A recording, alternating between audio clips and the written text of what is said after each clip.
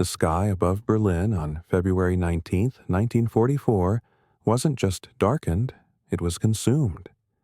It became a living, breathing testament to an audacious gamble, a thunderous declaration etched in smoke, fire, and the relentless drone of 1,000 American bombers. This wasn't merely a military operation, it was a psychological assault, a demonstration of industrial might, and a turning point in the deadliest conflict humanity had ever known. For years, the Allied command grappled with a brutal dilemma: how to cripple Hitler's war machine without bleeding their own air forces dry. The initial attempts at daylight precision bombing had been devastatingly costly. Missions over places like Schweinfurt and Regensburg, while strategically significant, became synonymous with unimaginable losses. Hundreds of B-17 flying fortresses and B-24 Liberators had fallen from the sky, torn apart by relentless German fighters and shredded by walls of anti-aircraft fire. The myth of the unescorted bomber stream, able to defend itself through sheer firepower, had been brutally shattered. Crews who returned from these early raids carried not just the scars of combat, but the chilling silence of missing comrades, the hollow echo of empty bunks. Each mission was a roll of the dice, and for many, the odds of surviving their 25-mission tour seemed little more than a grim joke. But the Allies were relentless, and the industrial might of the United States was a force the Third Reich could not match. While German factories struggled under the dual pressures of constant bombing and resource scarcity, American production lines churned out aircraft at an astonishing rate. New bombers rolled off assembly lines daily, but more importantly, a new breed of fighter emerged, the P-51 Mustang. This sleek, Rolls-Royce Merlin-powered marvel was a game-changer. With its extended range, thanks to revolutionary drop tanks, the Mustang could finally accompany bombers deep into the heart of Germany, all the way to Berlin and back. This single innovation fundamentally shifted the balance of air power, transforming the air war from a brutal attrition for bombers into an offensive dominance for the Allies. It meant that the flying fortress could truly fly with guardians, transforming from vulnerable giants into formidable spearheads. Berlin itself represented the ultimate target. It was not just the political capital, but the pulsating heart of Nazi power, a nexus of armaments plants, vital rail hubs, and administrative centers. To strike Berlin in broad daylight was to send an unequivocal message: nowhere was safe. Not to the German populace, shielded by propaganda about an impregnable Reich, and not to the occupied nations, who desperately needed a symbol of defiance. Adolf Hitler himself had famously declared that no enemy bomber would ever penetrate the skies above his capital.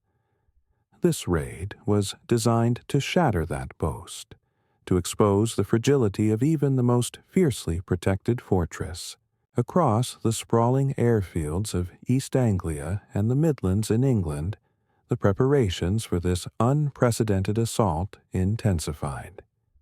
Thousands of men, young and old, British and American, worked around the clock under the cloak of wartime blackout conditions. Mechanics, their faces grimed with oil, meticulously checked every rivet, every wire, every fuel line, knowing that a single oversight could doom a 10-man crew.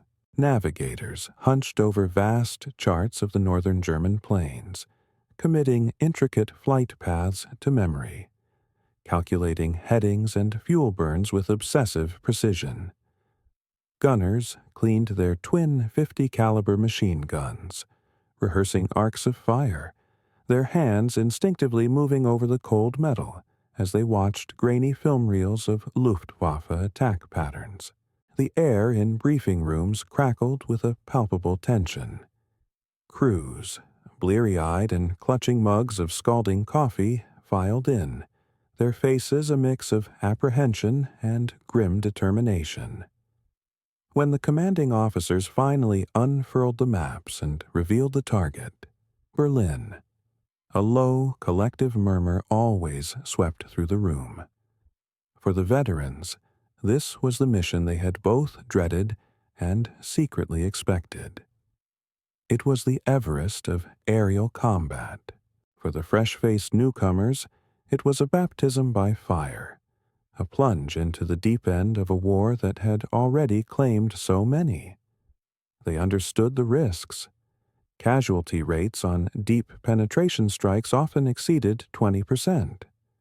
The odds were against them, yet when the order came, there was no hesitation. Berlin would be struck, and in doing so, the very concept of daylight strategic bombing would face its ultimate test. In Germany, civilians had long grown accustomed to the nightly terror of British Royal Air Force raids. But the prospect of American bombers striking in daylight, with all the brutal clarity of midday sun, carried a new, chilling dread. Reports from cities like Hamburg and Bremen, already reduced to rubble in earlier operations, filtered through the tightly controlled propaganda. The Reich Ministry of Propaganda, headed by the cunning Joseph Goebbels, tirelessly churned out messages of defiance, promising the public that Berlin, with its formidable flak towers and extensive air defenses, was absolutely impregnable. But in hushed whispers, behind closed doors, Berliners wondered what would happen when the Americans finally came. The constant wail of sirens was a familiar sound, but the idea of thousands of planes overhead in broad daylight evoked a sense of looming, undeniable catastrophe, a fear that no amount of rhetoric could truly quell. The Allied planners, however, had meticulously timed this strike to exploit their growing advantage. The P-51 Mustang, now truly unleashed with its extended range, could provide cover all the way to the target and back. This wasn't just about protecting the bombers. It was about forcing the Luftwaffe into a decisive confrontation. German fighters, which had once feasted on unescorted bomber streams, now faced aggressive American escorts that sought combat with equal, if not greater, ferocity. Commanders in England understood that Berlin would be defended ferociously, but they calculated that forcing the Luftwaffe into the air would further deplete its dwindling reserves of pilots and planes. In this sense, the raid was not only about destroying factories or rail yards. It was about bleeding the Luftwaffe dry, stripping it of its most precious resource, experienced airmen. As dawn approached on that fateful day, the airfields across England stirred with a different kind of energy. Crews awoke knowing that history was about to be written. Mission orders were briefed, and the men grasped the profound symbolism. This was not just another sortie. This was a monumental demonstration of industrial might, of Allied resolve, and of the unwavering belief that Nazi Germany could not hide behind the illusion of its own capital's safety. Berlin would burn in daylight, and the world would witness the terrifying, expansive reach of American air power. The sheer scale of the operation, coordinating more than 1,000 heavy bombers and their hundreds of escorts, required months of logistical preparation. It was an undertaking that dwarfed anything seen before, a symphony of engineering, courage, and calculated risk. The silence that often precedes a storm was shattered as radial engines, one by one, roared to life. Across dozens of airfields, B-17s and B-24s lumbered from their dispersal points, their propellers slicing through the cold morning haze. Mechanics, their breath pluming in the frigid air, waved them forward with signal paddles, the acrid smell of aviation fuel and oil clinging to everything. For the young men inside the bombers, the cockpit vibrations were the overture to a journey that might end in triumph, or never end at all. Takeoff in such massive formations carried its own unique perils. Pilots had to lift their heavy, fully armed aircraft into the sky in quick succession, climbing into tight intervals with precious little room for error. Many recalled past accidents, ground collisions, engines failing on takeoff, overloaded bombers crashing into the very fields they had barely left. Every successful liftoff was a small victory in itself. Once airborne, the disparate squadrons began to knit themselves together into a colossal airborne armada. Squadrons rose to carefully assigned altitudes, merging like pieces of a gigantic jigsaw puzzle.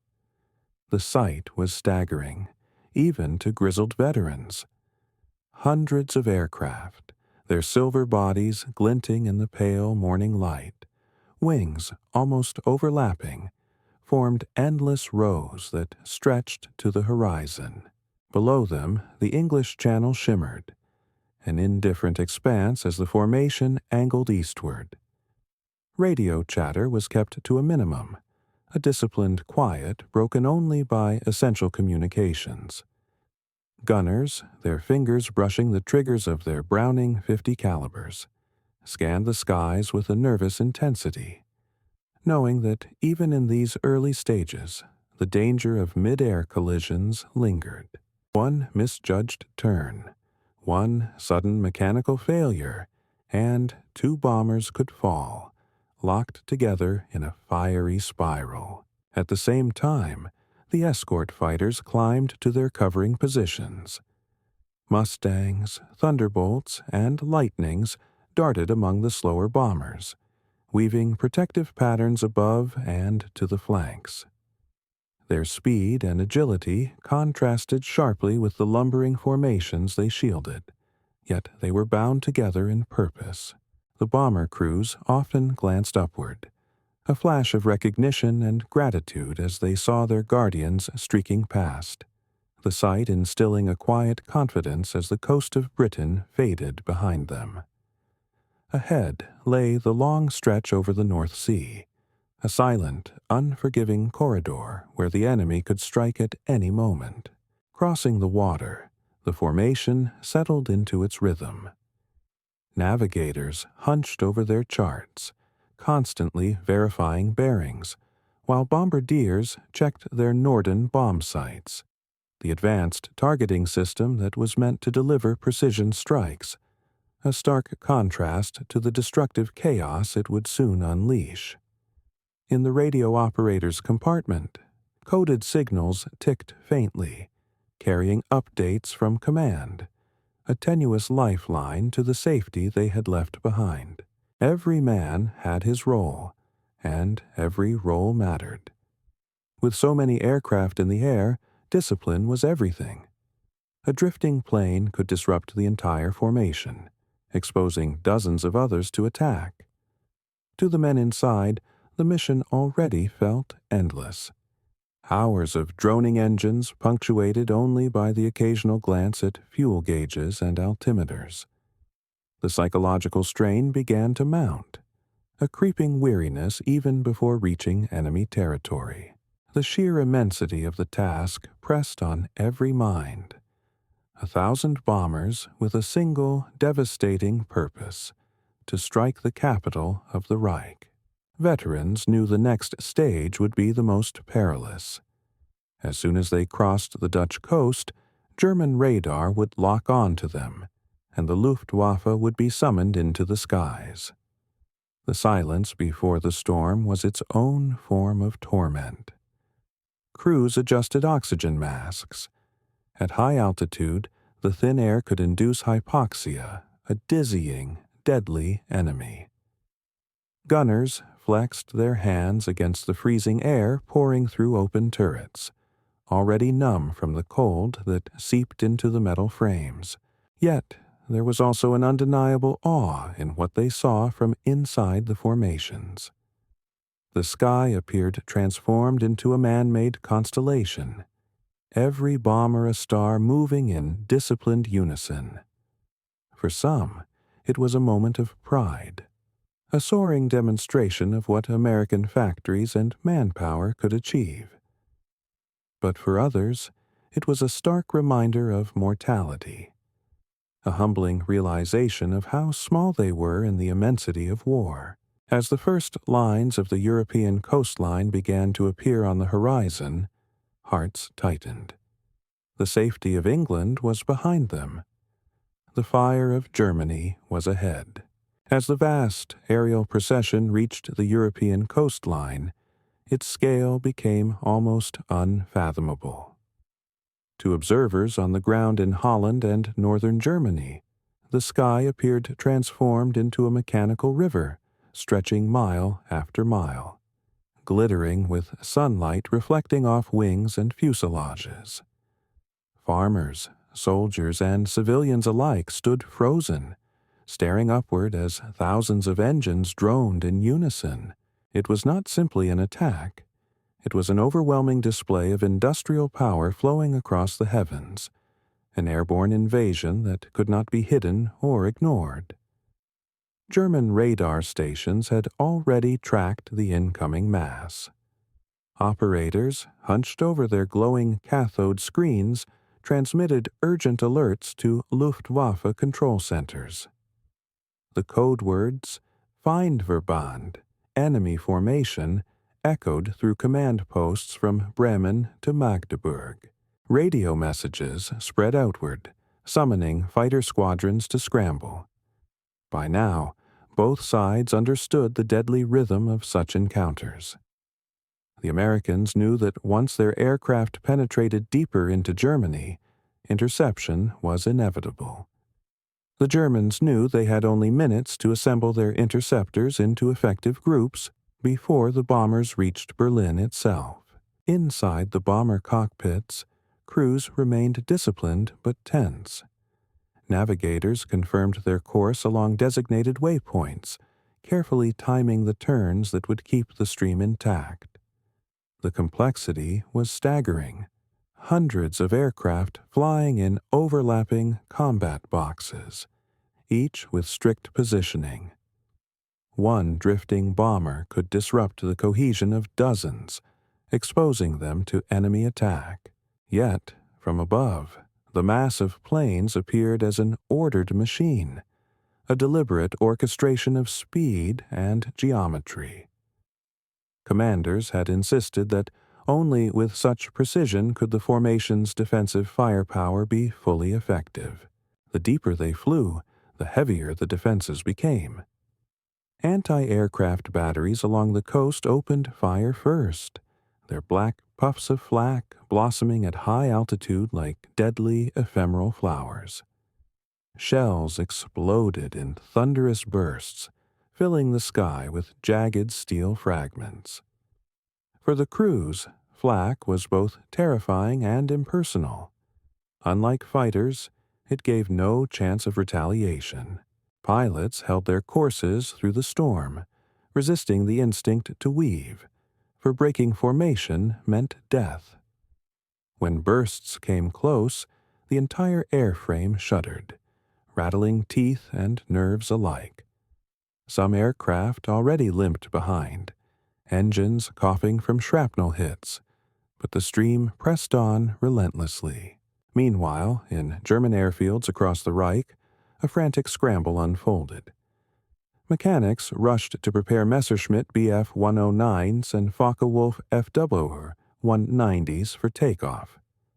Pilots ran to their cockpits, pulling on flight gear in haste. Many were veterans of years of combat, scarred by endless battles over the fatherland. Yet even they could not disguise their apprehension at the sheer scale of what they faced. 1,000 bombers meant 10,000 machine guns bristling from every angle, not to mention the hundreds of American escort fighters now circling above. Still, duty demanded engagement. Engines roared to life, and one by one, the fighters leapt from runways, clawing upward to meet the invaders. The psychological weight on both sides was immense.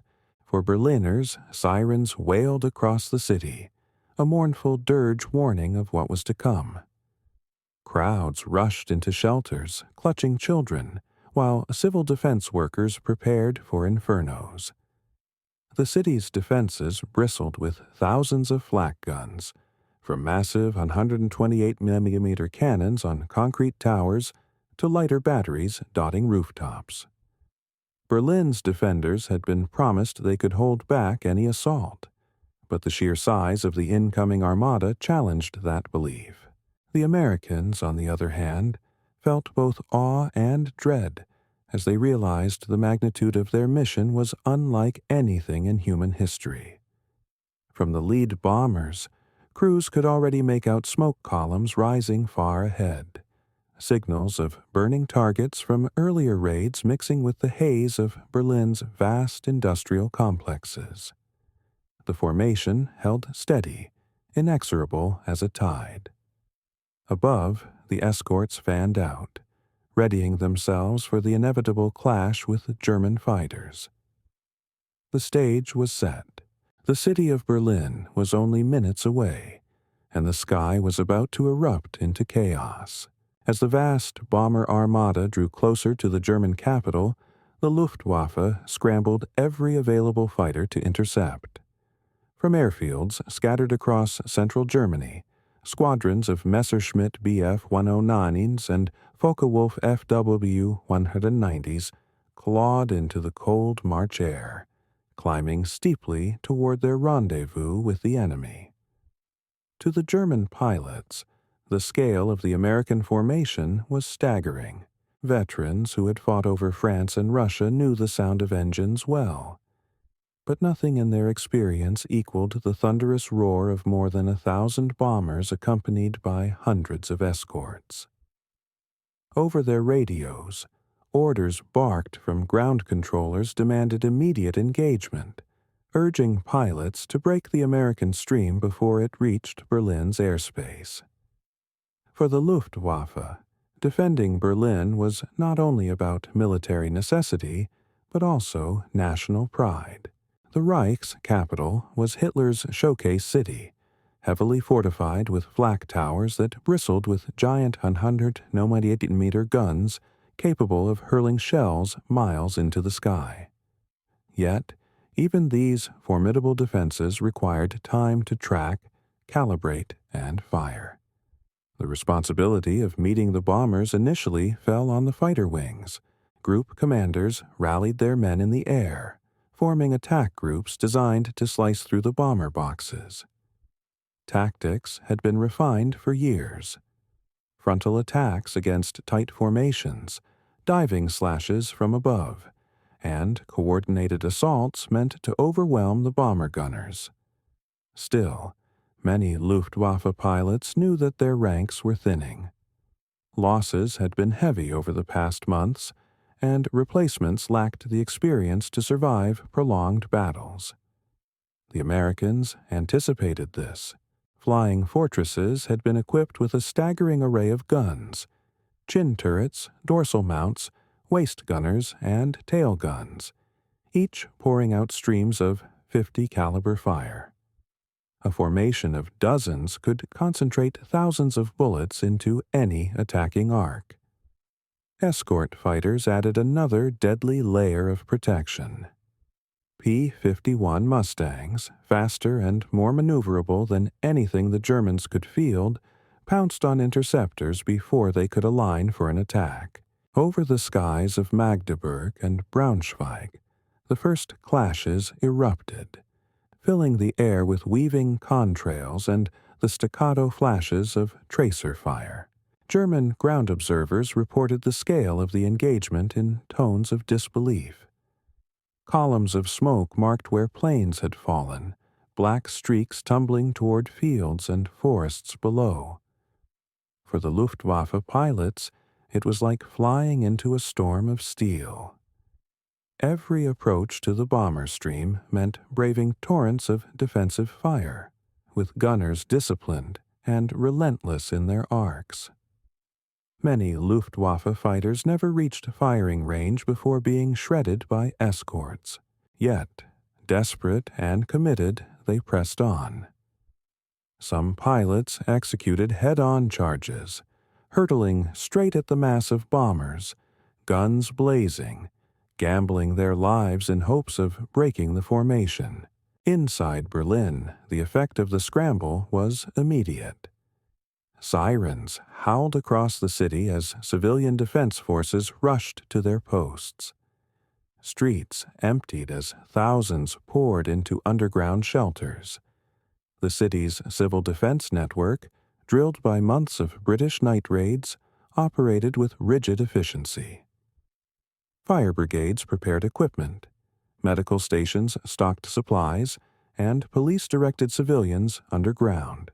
Yet the population understood this was not another night of bombs dropped in darkness.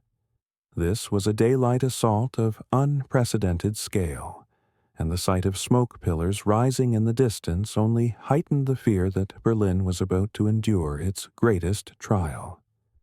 In the air, the clash escalated into chaos. American escorts broke into furious dogfights with Luftwaffe formations, spiraling and diving in deadly duels that scattered across the sky. For every German that slipped through, the bombers unleashed a curtain of fire. Some fell in flaming arcs, others plummeted silently, wings sheared apart. Still, enough fighters survived to launch attacks on the bomber stream, tearing into the formations with cannons and machine guns.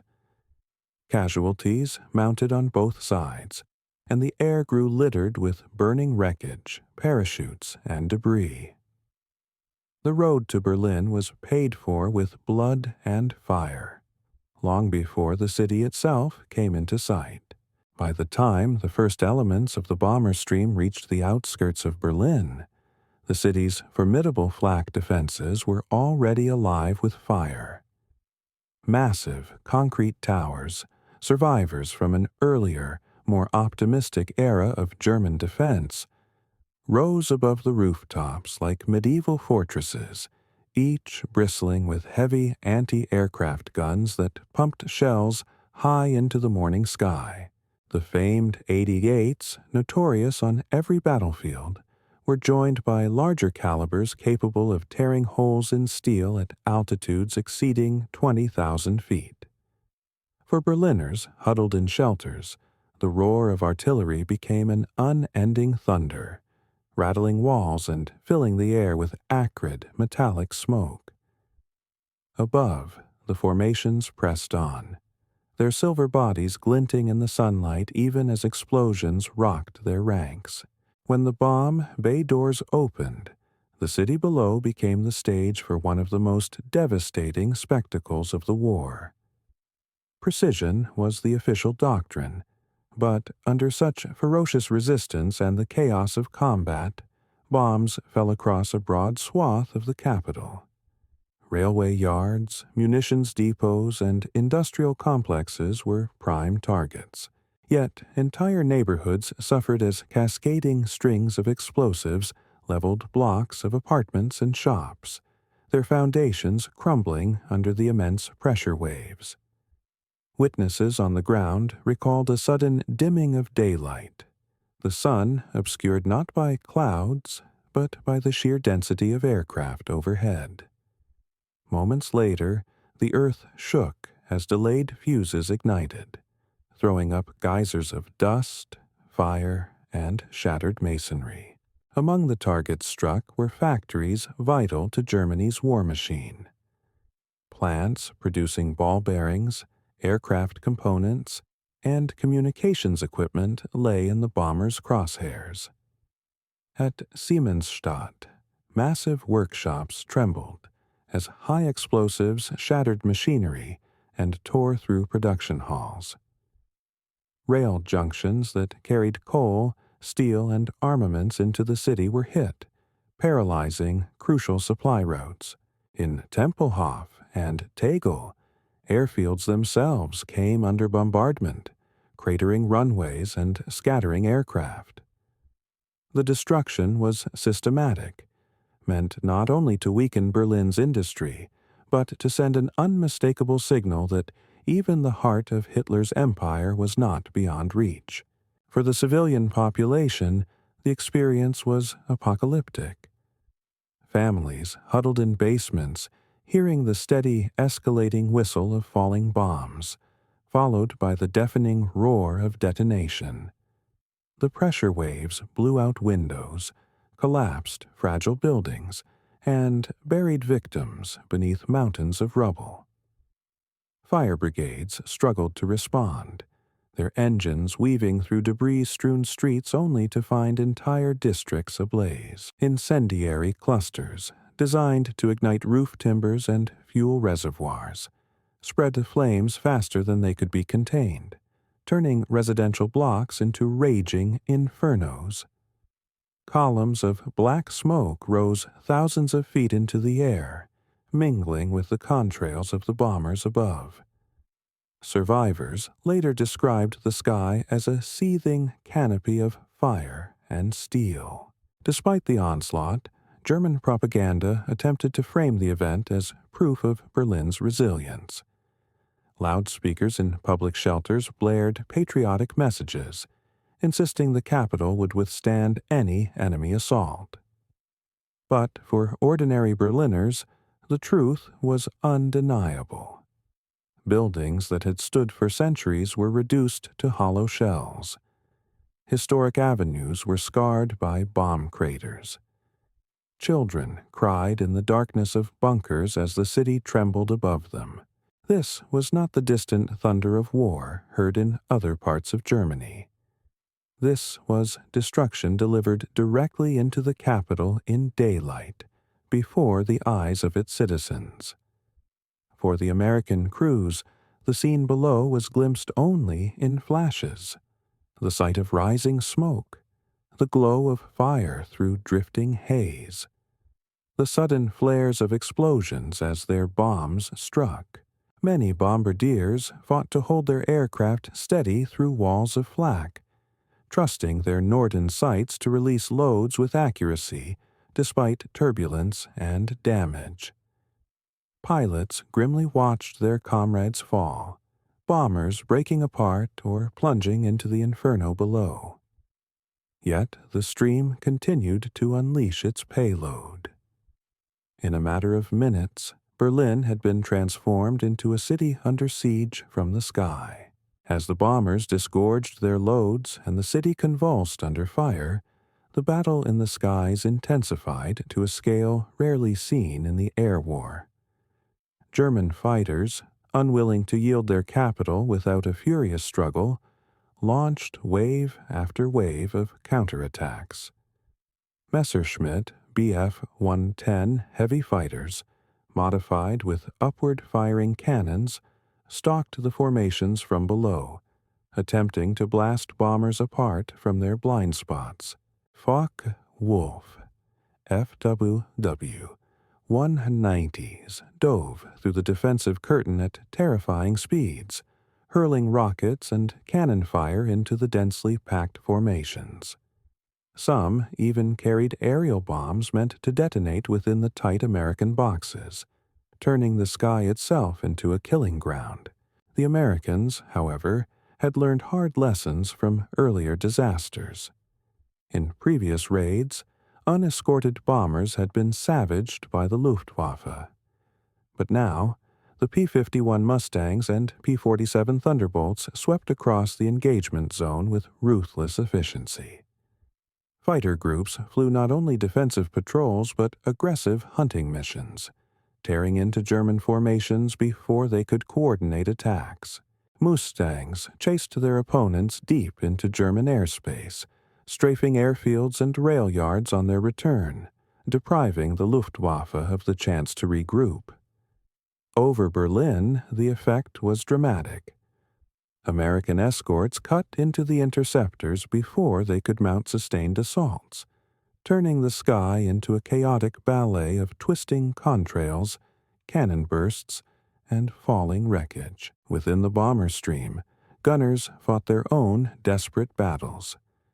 Waste gunners fired bursts into the blur of shapes hurtling past, often unsure whether their rounds found targets, while tail gunners tracked the relentless approaches of single-engine fighters creeping up from behind. The air filled with tracer lines, red and green streaks arcing between the combatants. Some crews reported entire runs where their guns overheated from constant use, requiring frantic barrel changes mid-fight, a terrifying, desperate maneuver under fire. In one squadron alone, more than 30,000 rounds of ammunition were expended before the bombers cleared Berlin's defenses. For the Luftwaffe, losses mounted rapidly. Experienced pilots, the backbone of Germany's air defense, fell one after another, either shot down by escorts or overwhelmed by the interlocking fields of bomber fire. Replacement pilots, often barely out of training, lacked the skill and nerve to press home their attacks against such formidable defenses. In desperation, some units turned to ramming tactics. A handful of fighters deliberately hurled themselves into the bomber formations, sacrificing aircraft in attempts to bring down multiple enemies at once.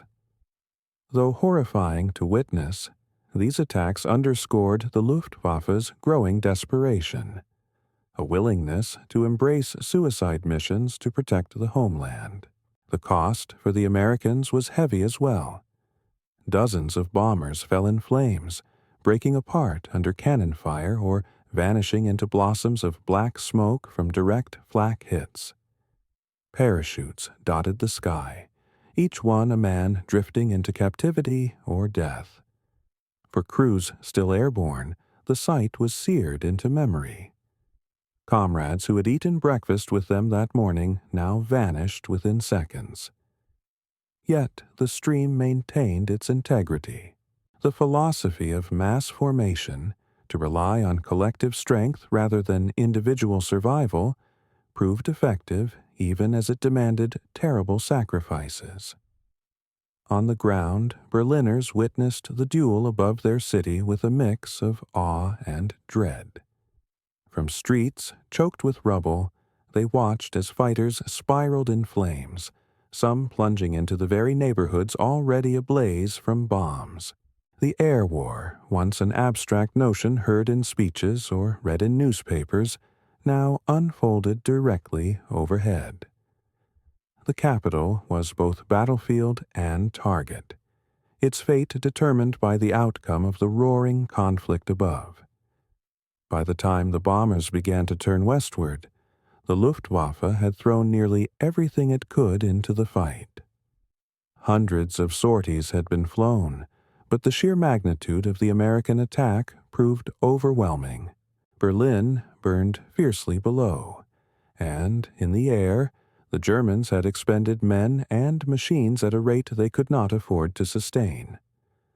For the Allies, it was proof that the strategy of relentless pressure was working. The Luftwaffe was bleeding out in defense of its own skies. As the bombers completed their runs over Berlin and began turning westward, the long and perilous journey home unfolded. The immediate danger of bombing runs was behind them, but retreating across hundreds of miles of hostile territory brought its own set of horrors. Damaged aircraft, riddled with holes from flak and fighter cannon fire, struggled to stay aloft. Engines sputtered, leaking oil trailed behind wings, and control surfaces shivered with each movement of the stick. For many crews, survival now depended on coaxing crippled machines across the heart of Germany to the relative safety of the North Sea. Formation discipline, so rigid during the bombing approach, now began to unravel as casualties mounted. Some aircraft lagged behind, unable to maintain altitude or speed. Stragglers became easy prey for German fighters still roaming the skies, Luftwaffe units, though battered, continued to harass the retreating stream, diving onto isolated bombers like wolves chasing wounded prey. In one harrowing account, a single B-17, its fuselage mangled, fought off repeated attacks from a dozen fighters, its crew firing until their guns overheated before finally plunging in flames over farmland outside Hanover. Yet others displayed remarkable endurance. Severely damaged planes limped westward, crews manually cranking down landing gear or tying control cables together with belts to keep flying. The ordeal was made worse by the elements. At high altitude, freezing winds howled through ruptured fuselages where panels had been torn away by explosions. Men shivered in oxygen masks, their gloves stiff with frost, lips split and bleeding. Some gunners, wounded but refusing to abandon their posts, stayed at their stations, their hands bound to triggers by sheer force of will. Medics improvised bandages from parachute silk or tourniquets from headset cords, trying to keep their comrades alive until they could reach friendly territory. For fighter escorts, the return was no less demanding. Mustangs and Thunderbolts extended their missions beyond planned fuel margins, staying with the most vulnerable bombers as long as possible. Pilots often risked not having enough fuel to make it back, diverting to emergency airstrips in England or ditching in the Channel when their tanks ran dry. Yet, their presence made the crucial difference. Luftwaffe attacks dwindled as escorts relentlessly hunted them down, ensuring that at least the core of the bomber stream could retreat intact. On the ground in Germany, civilians watched the retreating formations with mixed feelings. Some cheered as smoking bombers fell, seeing in each falling plane a small reprieve from the destruction above. Others pitied the men parachuting into fields and villages, their ordeal written in the limp movements of their bodies drifting down under silk canopies. Farmers and soldiers rushed to capture survivors, many of whom were beaten by angry crowds before being handed over to the Wehrmacht. For the downed airmen, captivity in a German stalag was now their fate, a grim reward for surviving the inferno over Berlin. As the coast came into view, a wave of relief swept through the surviving crews. Crossing the line between Germany and the North Sea meant they had escaped the worst, though dangers still lurked. Flak ships patrolled harbors, and the long water crossing taxed already weakened planes. Some bombers, too damaged to make it, ditched in the frigid waters where rescue was uncertain. Others landed at emergency fields in England with one or two engines still functioning, wheels collapsing on touchdown or wings snapping as they skidded to a halt. Each successful landing was met with cheers from ground crews who had feared they would never see their comrades again. The return was as much a testament to endurance as the strike itself. For those who survived, the day became etched in memory, not only as the moment they struck Berlin, but as the moment they realized how thin the line between survival and death truly was. Every mile back had been contested, every moment a test of willpower, and for many, reaching England alive was the greatest victory of all. When the surviving crews finally staggered back to their bases in England, the scale of the sacrifice became brutally clear. One after another, battered bombers limped onto runways, some skidding to a halt with landing gear collapsed, others trailing smoke until their engines gave out at the edge of the field. Ambulances rushed forward immediately, pulling bloodied men from shattered fuselages. Medics carried out the wounded on stretchers, while ground crews helped dazed survivors climb down from their planes, their faces pale and streaked with soot and exhaustion. For every bomber that returned, there were empty dispersal bays where others should have been. The absences spoke louder than any words. Dozens of crews had not come home. The mission's cost was staggering.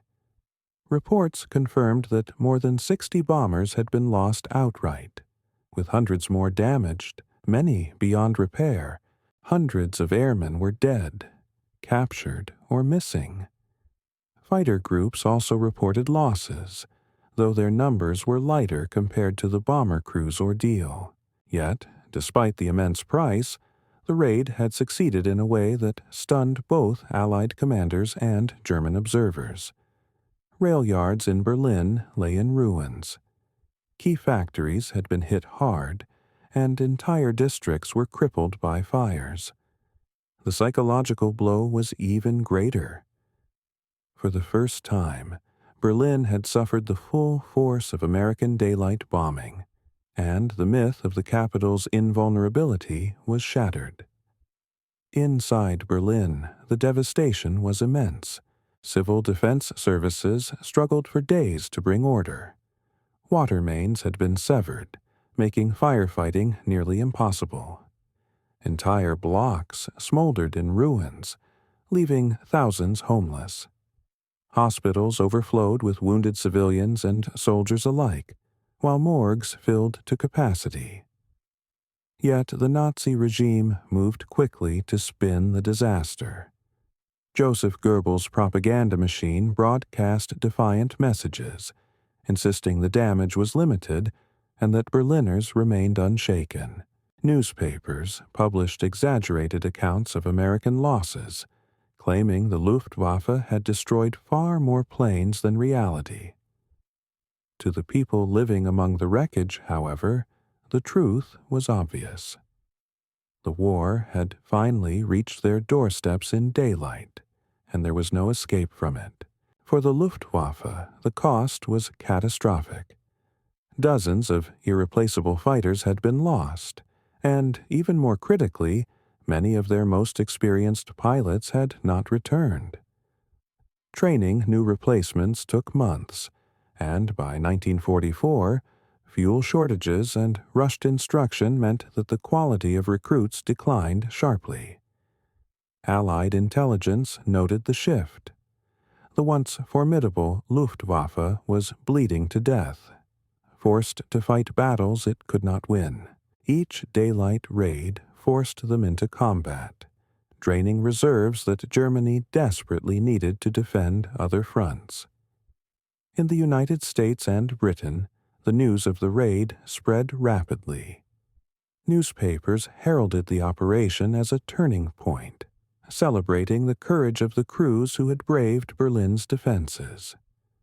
Photographs of returning bombers, their wings torn and fuselages riddled with holes, appeared in headlines across the Allied world. Families of the missing mourned quietly, yet many found solace in the knowledge that their sons had struck at the heart of the Reich. Commanders pointed to the raid as proof that daylight strategic bombing was viable on the grandest scale, even against the most heavily defended target in Europe. The psychological impact reverberated beyond the battlefield. In occupied Europe, news of the Berlin raid spread and through underground networks, giving hope to resistance movements that the Allies were drawing closer to victory. For ordinary Germans, however, it confirmed what many had feared. The Reich was not invincible, and even its capital could burn. Among Berliners, there was talk of apocalypse, not just the physical destruction, but the realization that the tide of war had turned irreversibly against them.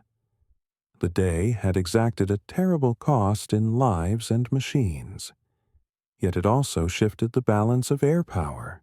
For the Allies, the destruction was not only in buildings, but in the Luftwaffe itself, a foe ground down by relentless combat. For the Germans, it was a grim preview of what awaited in the months ahead when the skies over their cities would grow darker still. The legacy of the 1,000-bomber assault on Berlin was not measured only in the wreckage of that single day, but in the broader trajectory of the war. For Allied planners, the raid confirmed that American daylight bombing, once questioned after disasters like the Schweinfurt-Regensburg missions, could succeed on a monumental scale. The operation proved that with long-range escorts and overwhelming mass, bomber streams could penetrate even the most heavily defended skies in Europe. It was a strategic validation that emboldened commanders to intensify the campaign, paving the way for the continuous hammering of German industry in the months before D-Day. For the Luftwaffe, the raid marked a turning point from which recovery was impossible. The losses of pilots on that day were irreplaceable. Many of the men shot down had years of combat experience, veterans of the Battle of Britain, North Africa, and the Eastern Front. Their deaths left squadrons depleted and forced the Luftwaffe to rely increasingly on undertrained youths with only a handful of flying hours. The 1,000-bomber raid was not the sole cause of Germany's decline in the air, but it accelerated the process dramatically. The Luftwaffe's once feared dominance was breaking apart, and German skies were becoming increasingly vulnerable to Allied air power. The psychological consequences inside Germany were profound. Civilians who had endured years of night raids by the Royal Air Force now faced the reality that no part of their daily lives was safe, even under the midday sun. The raid stripped away the illusion of distance. It showed that American industry and manpower could deliver destruction at will, far beyond what the Reich could resist. The bombing of Berlin in broad daylight sent the shock waves through the German populace, creating an undercurrent of despair that Nazi propaganda could not erase. Even as Goebbels proclaimed resilience, the sight of burned-out neighborhoods and endless funeral processions told another story. Internationally, the raid was a statement of Allied unity and strength.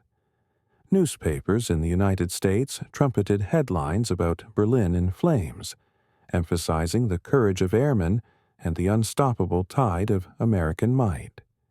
In Britain, the mission was seen as a vindication of joint strategy, a powerful complement to the nightly pounding delivered by the RAF. In occupied countries, whispers of the raid passed from village to village, offering hope that liberation was nearer. The image of American bombers filling the skies above Hitler's capital became a symbol that the Reich was no longer untouchable. In the months that followed, the lessons learned over Berlin were applied repeatedly. Massive raids became the norm, striking at oil refineries, transportation hubs, and synthetic fuel plants. The Luftwaffe, unable to recover from its losses, could only mount fragmented resistance. By the time the Allies launched Operation Overlord in June 1944, the skies over Western Europe were dominated by American and British aircraft, ensuring that German forces faced overwhelming odds even before the first soldiers landed on the beaches. The Berlin raid was thus not an isolated spectacle, but part of a cumulative strategy that ensured German defeat. Among veterans who flew that day, memories lingered with haunting clarity. Some recalled the endless roar of engines that seemed to vibrate through their bones. Others remembered the flashes of fire from Berlin's defenses, the silhouettes of fighters diving at impossible angles, or the sight of entire formations swallowed in smoke. Many lived with the faces of comrades who never returned, forever etched in their minds. Yet they also carried a profound sense of having participated in history, not merely as warriors, but as witnesses to the moment when the balance of power in the air war shifted decisively. In the end, the day 1,000 American bombers darkened the skies over Berlin became more than a military operation. It was a turning point, a symbol, and a harbinger for Germany. It foreshadowed the relentless destruction that would continue until the Reich lay in ruins. For the Allies, it was proof that their strategy of overwhelming force would carry them to ultimate victory. And for the world, it became a stark, chilling reminder of the extraordinary scale of modern war, when entire cities could be remade in fire within the span of a few hours, a testament to both human ingenuity and its capacity for immense destruction. The ultimate lesson from that day, beyond the strategic victory or the tragic cost, lies in the sheer, undeniable power of resolve combined with innovation. When facing overwhelming odds and enduring devastating setbacks, the Allies didn't falter. They innovated with the P-51 Mustang, they adapted their tactics, and they leveraged their industrial might to create an unstoppable force. This monumental raid on Berlin teaches us that even in the darkest hours, sustained effort, strategic thinking, and the relentless pursuit of adaptation can fundamentally alter the course of seemingly insurmountable conflicts.